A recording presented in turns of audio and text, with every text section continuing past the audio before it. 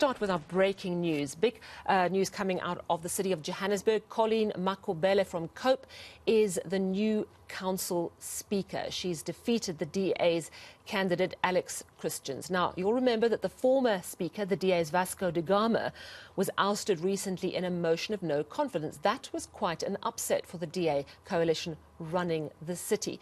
Reporter Pule Letshwiti-Jones is following the story and joins us now. Pule, good evening to you. So talk to me about how this happened, because Colleen Makhubele is quite clear that she doesn't support the multi-party coalition. The multi-party coalition, if you look at the numbers, seems to have enough numbers to sway the vote, and yet their candidate did not make it. What happened during this vote? You know, Sally, it has been a very long day filled with very shocking moments as well.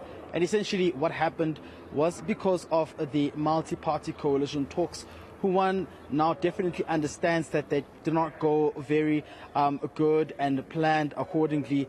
And we get the sense from the Patriotic Alliance, Kenny Kunene, who says that the DA refused to listen to the initial plan, which would have seen them field the preferred speaker from the IFP.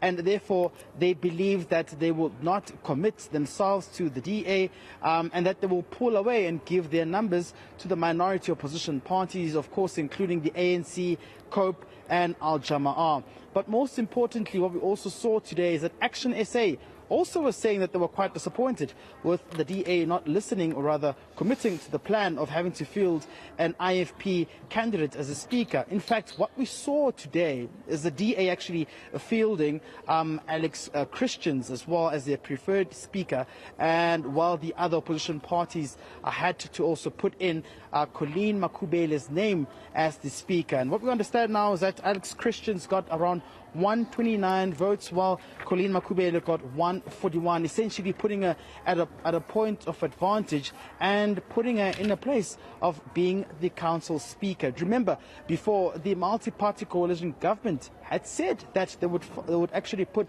a motion of no confidence against the speaker for bringing the city into disrepute and breaking the law. But that will not now happen, and we see that Makhubele has now got into office. Perhaps we can just listen to what she had to say moments after she was nominated as the Speaker of the Johannesburg Metro. I am truly humbled. I'm truly grateful. I thank these women that are standing next to me. I thank this leader standing next to me. These are the minority parties that held hands and said, unless we all win, it's not a win in the city of Johannesburg.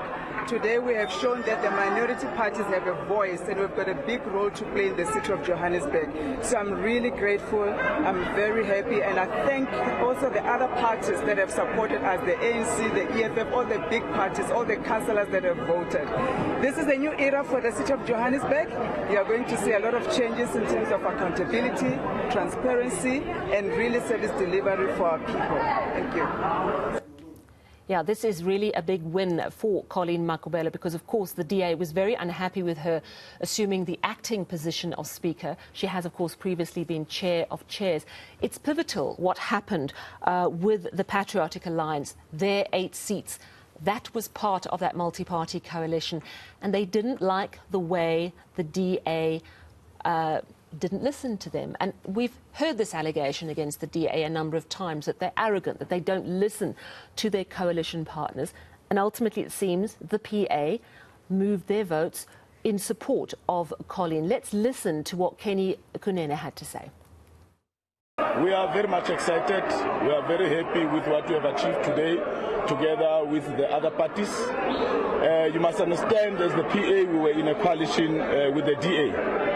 But the arrogance of the DA and its rudeness has brought us to where we are today. The DA had 3 Troika positions, which is the mayor, the speaker, and the chief whip. We proposed to the DA as the Patriotic Alliance that IFP must take the speaker so that we share the Troika positions. However, the DA arrogantly told us that they reject any reconfiguration of the council. The DA told us that their FedEx has taken a decision, and due to that arrogance, due to that disrespect to all the coalition partners, and I must say that all the coalition partners agreed with the PA and the Action SA, including Freedom Front Plus. Dr. Groenewald tried to convince them that it is only the right thing for IFP to take Speaker. They still arrogantly refused. Yeah, that's a very strong message from the Patriotic Alliance directed at the Democratic Alliance. Now, the Democratic Alliance has, of course, come out with a statement following Colleen Makhubele's successful election as Speaker of Johannesburg. I misheard a question earlier thinking that they said they were going to challenge it. That was actually referring to an earlier moment. But essentially, the DA is saying this was democratic. We accepted. She's got a tough job. Tell me a little bit more about what the DA is saying this evening. Yeah, definitely, and that statement that has just been released just a few minutes ago, they say that equally the multi-party government will work with the newly elected Speaker, Colleen Makhubele, to advance the service delivery needs of residents and hold her accountable if she does not act in the interest of the city. That's just the third last paragraph from the end of the statement by the DA, which was released just a few moments ago. But most importantly here, the PA's Kenny Kunene has now made it clear. He says that now that the Speaker is gone, the next to leave is the Mayor.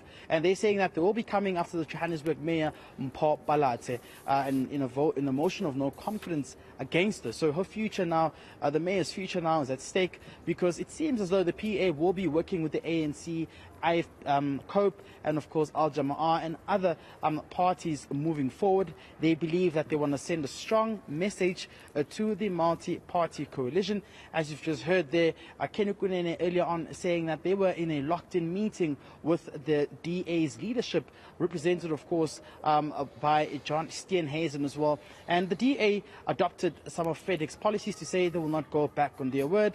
But just the day before that, and on the eve of today, in fact, we saw that opinion piece on Daily Maverick, which was written by Solim Simanga, in which he said that he didn't appreciate parties that did not honor some of the coalition policies and, of course, principles, citing that if multi-party coalition governments are to spearhead the administrations going forward, they need to come together and work together. So these are some of the things that upset the PA, and this was their move to try and catch the attention of the multi-party coalition. Sally, I can tell you, it seems as though the future of the multi-party coalition government is at stake. You see what's happening in the city of Tshwane. We don't know how things may unfold there as they sit for their council sitting, and in Ekurhuleni as well. So it will be interesting to see how the political developments unfold throughout the metros as well, including Ekurhuleni and the city of Tshwane being next. Thank you so much for that update from the city of Johannesburg. That's our reporter, Pule Letshwiti-Jones.